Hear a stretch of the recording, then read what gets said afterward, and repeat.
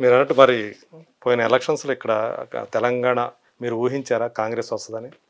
No one actually, but before ఆ election 1 week moment నుంచి guess చేయడం స్టార్ట్ చేశారు అందరూ. అండ్ ఎగ్జిట్ పోల్స్ మారుతున్న పరిణామాలు అంటే బండి సంజయ్ని తీసేసి చాలా మంది ప్రీ పోల్స్ అదే చెప్తున్నారు. అదే బిఫోర్ బండి సంజయ్ని తీసేసిన దగ్గర నుంచి స్టార్ట్ అయినాయి జాతకాలు చెప్పడం. ఎగ్జిట్ పోల్స్ క్లియర్ గా కూడా చెప్పేశాయి. అండ్ మీకు కూడా తెలుసు, బీయింగ్ జర్నలిస్ట్, చాలా మంది జర్నలిస్టులు కూడా, దో దే ఆర్ నాట్ బీజేపీయన్స్, నా ఫ్రెండ్స్ చాలా మంది అన్నారు వాట్ ఈస్ ద రీజన్ అంటే the first strong reason state president ని ఆ మూమెంట్ లో అనవసరంగా మార్చడం. అసలు అది రైట్ టైం కాదు, రైట్ మూమెంట్ అంతకంటే కాదు.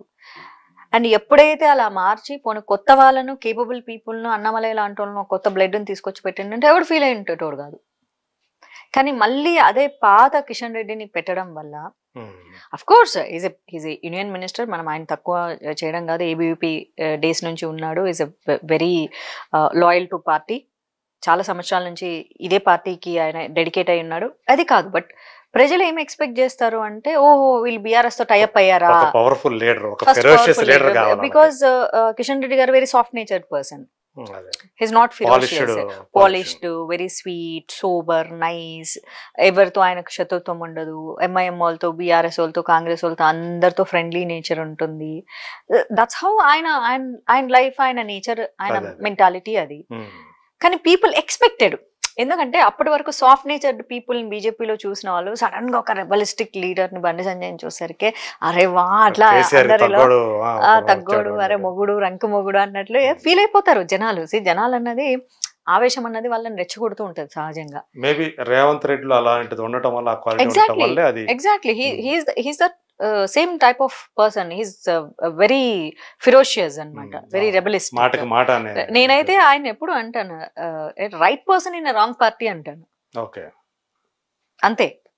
కాకపోతే ఆయనకు సీఎం అయ్యే అదృష్టం ఆ పార్టీలో రాసి పెట్టింది, మరి ఏం చేసుకుంటాడేమో. ఒక టైంలో అయితే అసలు అంటే రేవంత్ రెడ్డి కెరీర్ ఖతం అయిపోయిందని కూడా అవును అవును అవును, బికాస్ కాంగ్రెస్ అట్లా ఉండే కదా. తెలంగాణలో ఎక్కడ ఉండింది కాంగ్రెస్? లిటరల్లీ నిద్రపోతూ ఐసీయూ పొజిషన్ లో ఉండింది. నేనే కాదు, నేను బయటకు చెప్తాను, యాక్చువల్ చెప్పొద్దు అంటారు కానీ చెప్తాను, మా వాళ్ళే, మా బీజేపీ వాళ్ళు లేపి ఐసీయూలో ఉంటే రకరకాల మెడిసిన్స్, ఫారిన్ డాక్టర్లు అందరిని తీసుకొచ్చి ఇండియన్ డాక్టర్లను చుట్టూ పెట్టి ఆపరేషన్ చేసి లే లే లే అని చెప్పి సిటీ కాంగ్రెస్ లేపి పడుకున్న గాడిదని లేపి తన్నించుకోవడం అంటే వాళ్ళు బీజేపీ ఏం ప్లాన్ చేసుకుంది ఇప్పుడు అందరికీ తెలుసు. నేను కొత్తగా ఏం చెప్పేది లేదు. బీజేపీ ప్లాన్ ఏంటంటే బీఆర్ఎస్ గెలిచినా పర్లేదు, కాంగ్రెస్ గెలవకూడదు అని అనుకుంది, పప్పులో కాలేసి అదే కాంగ్రెస్ గెలిచింది. ఆ మూమెంట్ కోసమే కొన్ని చేంజెస్ చేయడం జరిగింది. At the same time south dull గా ఉంది, సౌత్ కి బీజేపీ మీద చిన్న చూపు, చిన్న కన్ను. అంటే సమస్య ప్రధానమంత్రి కాదు, సౌత్ లో పనిచేసే లీడర్లు, చుట్టూ ఉండేటటువంటి ఆ అధికార పక్షంలో ఉండేటోళ్ళు. They are not sending right things to central. మిమ్మల్ని ఇన్ఛార్జిగా పెడితే మీరేం పంపిస్తే అదే నిజం అనుకుంటారు. మోదీ వచ్చి ఎవ్రీడే చూడరు కదా, ఆయన ర్యాలీలు పెట్టినప్పుడు, సభలు పెట్టినప్పుడు చూసి వా సౌత్ లో చాలా గ్రోయింగ్, తెలంగాణలో గ్రోయింగ్, ఆంధ్రాలో గ్రోయింగ్ అనుకుంటారు ఆయన. కానీ గ్రౌండ్ రిపోర్ట్ పంపించేది ఎవరు? పంపించే వాళ్ళు సక్రమంగా పంపించట్లేదు. ఆంధ్రాలో అదే ఇష్యూ, తెలంగాణలో అదే ఇష్యూ. ఇక్కడ చాలా మంది ప్రజలు ఆంధ్రోళ్ళకి ఏం చేశారు, ఆంధ్రోళ్ళకు మోసం చేశారు అంటే ఆయనకి ఏమన్నా ఆంధ్ర పిల్లనియలేదా మోడీ గారికి? ఆంధ్రోళ్ళు పగబెట్టుకోవడానికి అయినా కాదు కదా. ఇక్కడ నుంచి మా పార్టీ వాళ్ళే సరైనటువంటి రిపోర్ట్ ఇవ్వట్లేదు, ఇదే నిజం. సో తెలంగాణ నుంచి కూడా అట్లాంటి ఒక రిపోర్ట్ ఇవ్వలేదు, గ్రౌండ్ రిపోర్ట్ కరెక్ట్ గా ఇవ్వట్లేదు. అది మీకు కూడా తెలుసు అండి. నేనంటే ఏదో మా పార్టీని మేమే అనుకున్నట్లు అవుతుంది, కానీ అందరు జర్నలిస్టులకి తెలుసు ఏం జరిగింది, ఎవరు బండి సంజయ్ని పీకించారు, ఎవరు కొత్త ప్రవాహం పార్టీలోకి వచ్చింది, వాళ్ళ కొత్త హవా పార్టీలో కొనసాగడం కోసం, వాళ్ళ అధికారం నిలబడడం కోసం, వాళ్ళ మాట నిలబడడం కోసం నిన్న మొన్న వచ్చిండు ఎవడ్రా ఈ బండి సంజయ్, ఈడేంట్రా ఇట్లా రెచ్చిపోతున్నాడు అని చెప్పి జెలస్, ఈగో సహజంగా మనిషిలో ఉండేవి రాజకీయంలో. సో అన్ని పార్టీల కంటే బీజేపీ అతీతం అయిండొచ్చు సిద్ధాంతాల పరంగా, కానీ మనుషుల నేచర్ అతీతం కాదుగా. అదే మనిషి, అదే కుళ్ళు. సహించలేని వాళ్ళు చాలా ఓపెన్ సీక్రెట్ ఇది, వెరీ అన్ఫార్చునేట్, హిడెన్ సీక్రెట్ కాదు, ఓపెన్ సీక్రెట్. ఎవరొచ్చి లాగారో అందరికీ తెలుసు, అంతే. సరే, ఇంతసేపు రాజుగారి గురించి మాట్లాడుకుందాం. ఇప్పుడు మీ గురించి, సినిమా గురించి మాట్లాడుకుందాం. లాస్ట్ టైం మాట్లాడేసి రచ్చరచ్చ చేస్తారు వీడియోలు. సినిమాలు చూసారా ఈ మధ్య కాలం? రజాకార్, ఈ మధ్య మీరు రజాకార్ టీంని కూడా ఇంటర్వ్యూ చేస్తున్నారు. నో, అది ఇంటర్వ్యూ కాదు. నేను మ్యాట్ టాక్స్ అని చెప్పేసి నా ఫ్రెండ్స్ తో అన్ఫిల్టర్డ్, మేము అట్లా కెమెరాలో ఆన్ చేసి ఫ్రెండ్స్ తో ఇట్లా కూర్చొని చిట్ చాట్ చేస్తాం. ఓకే. సో ఆ చిట్ చాట్ ఎలా ఉంటుందంటే అన్నీ ఉంటాయి మా నేచర్ కి తగ్గట్లు.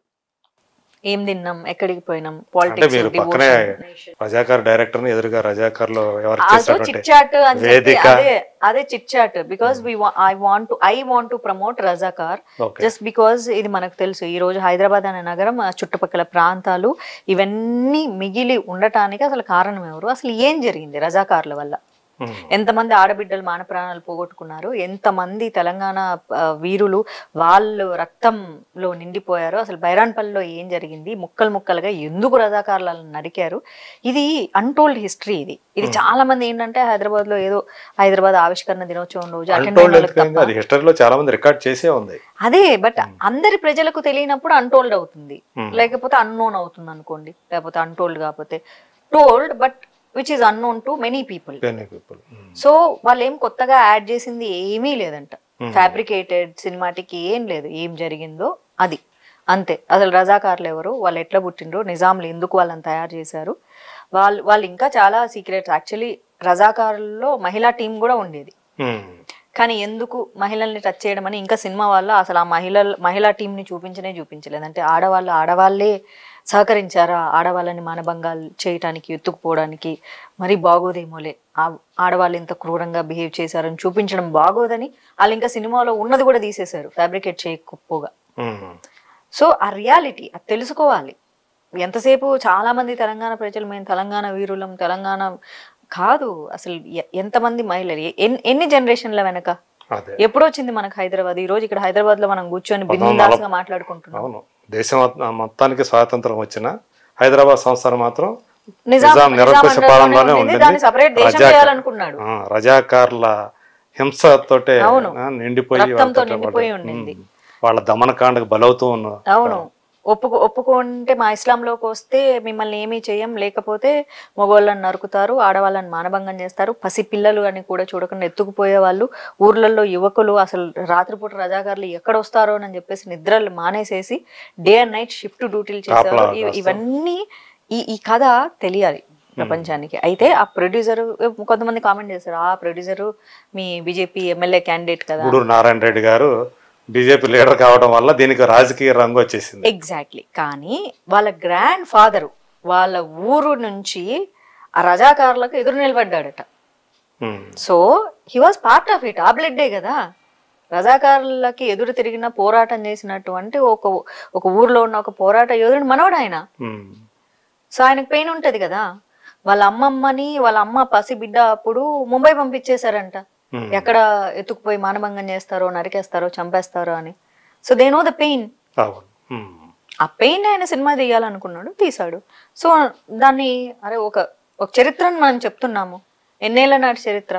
ఈడ్చి కొడితే కరెక్ట్ గా స్వతంత్రం వచ్చి ఒక 75 సంవత్సరాల, సరే 75 సంవత్సరాల క్రితం మనకు స్వతంత్రం వచ్చిన తర్వాత కూడా అదే జరుగుతూ ఉండింది. 40 ఏళ్ళ తర్వాత కూడా ఇంకా దారుణాలు జరుగుతూ ఉండినాయి.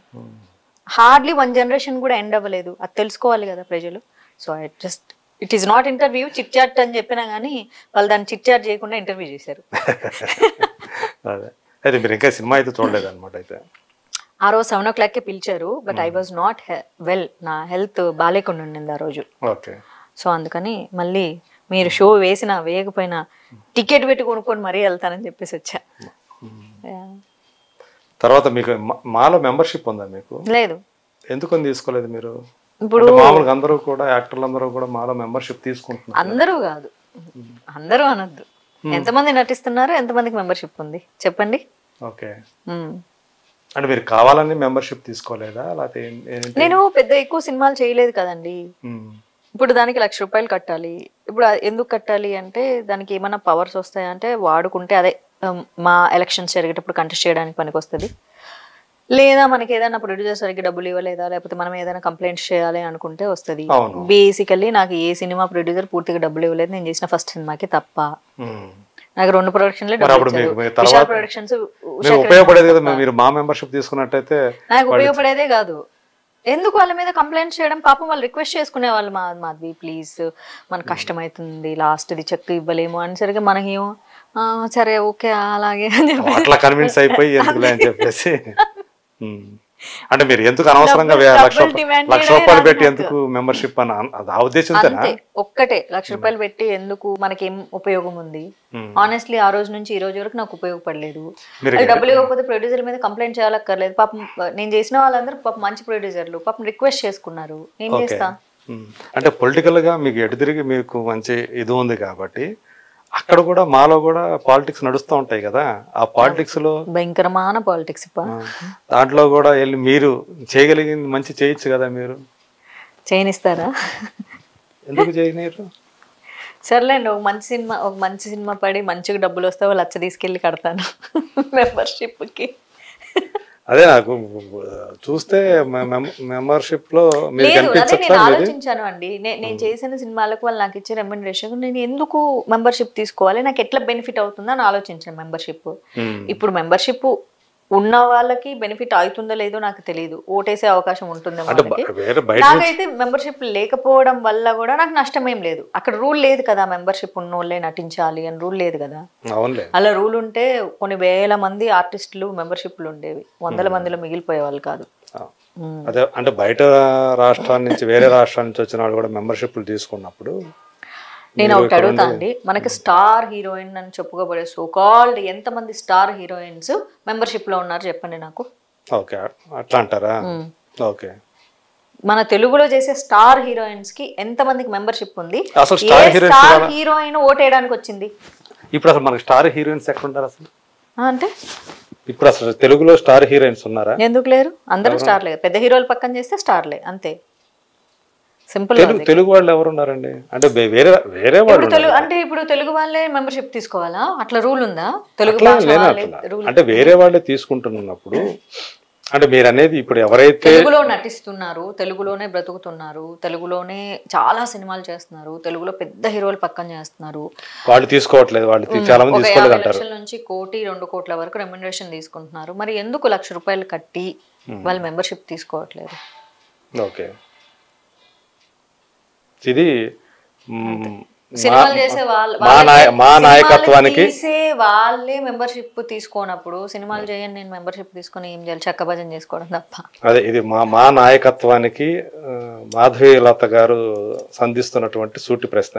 అంతే, అందరూ ఎందుకు తీసుకోవట్లేదు హీరోయిన్లు ఇవాళ so called star heroines? Muralimohan గారు అప్పుడెప్పుడో ఉన్నప్పుడు మస్ట్ అండ్ షుడ్ గా అందరూ మెంబర్షిప్ తీసుకోవాలి అని ఏదో ఒక రూల్ పాస్ చేస్తే ఏదో కొంతమంది తీసుకున్నారట. ఇంకా ఆ తర్వాత ఓకే